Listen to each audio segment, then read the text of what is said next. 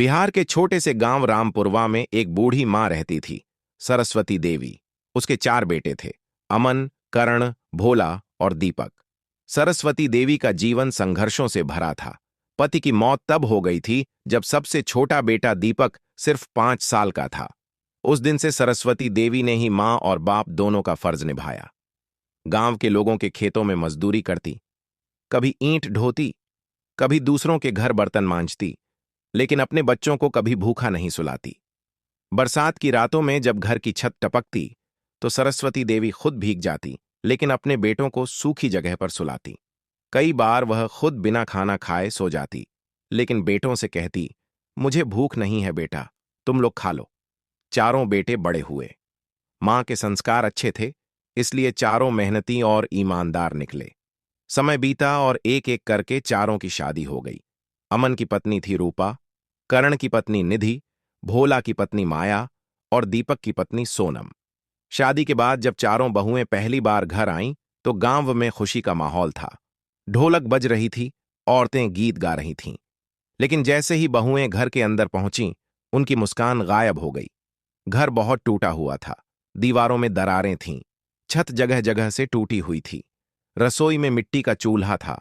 रूपा धीरे से बोली, हे भगवान, यह घर है या खंडहर?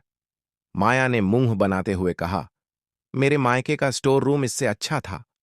सरस्वती देवी ने सब सुन लिया, लेकिन चुप रही। उस रात उसने चुपके से आंसू पोंछ ली। उसे दुख घर के टूटे होने का नहीं था। दुख इस बात का था कि उसकी गरीबी अब उसके बच्चों की खुशियां छीन रही थीं। कुछ दिन बाद बहुओं को गांव की जिंदगी बोझ लगने लगी।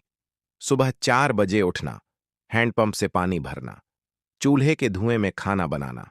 निधि अक्सर कर्ण से कहती, तुम शहर में कमरा क्यों नहीं ले लेते? उधर माया रोज भोला को ताने देती, तुम्हारी मां ने जिंदगी भर किया ही क्या है? यह सुनकर भोला का दिल टूट जाता, लेकिन सबसे ज्यादा दुख सरस्वती देवी को होता था। एक रात उसने अपने पुराने संदूक से पति की तस्वीर निकाली और रोते हुए बोली, देखिए जी, मैंने बच्चों को तो पाल दिया, लेकिन उनका सुख नहीं दे पाई। उसकी आंखों से आंसू तस्वीर पर गिरते रहे। धीरे धीरे घर में तनाव बढ़ने लगा। बहुएं छोटी छोटी बातों पर लड़तीं। रसोई अलग करने की बातें होने लगीं। एक दिन रूपा गुस्से में बोली, अब बस, मैं इस टूटे हुए घर में नहीं रह सकती। यह सुनकर सरस्वती देवी का दिल कांप गया। उसने कांपती आवाज में कहा, बेटी, थोड़ा समय और दे दो, सब ठीक हो जाएगा। लेकिन किसी ने उसकी बात नहीं सुनी। कुछ दिनों बाद गांव में भयंकर बारिश शुरू हुई। रात का समय था, तेज हवा चल रही थी। अचानक घर की छत का एक हिस्सा गिर गया। बच्चे जोर जोर से रोने लगे। सरस्वती देवी बिना अपनी परवाह किए बच्चों को बचाने दौड़ी। उसी दौरान एक भारी लकड़ी उसके कंधे पर गिर गई।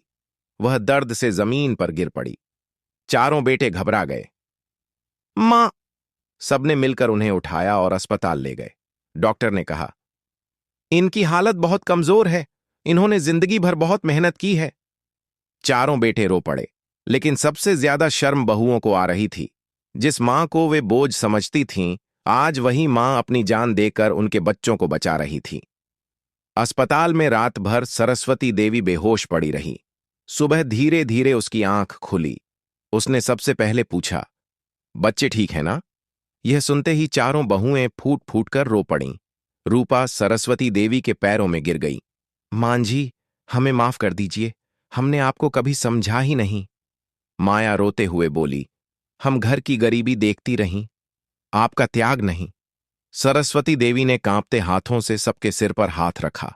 बेटियों, घर गरीब हो सकता है, लेकिन दिल गरीब नहीं होना चाहिए। उस दिन के बाद सब बदल गया।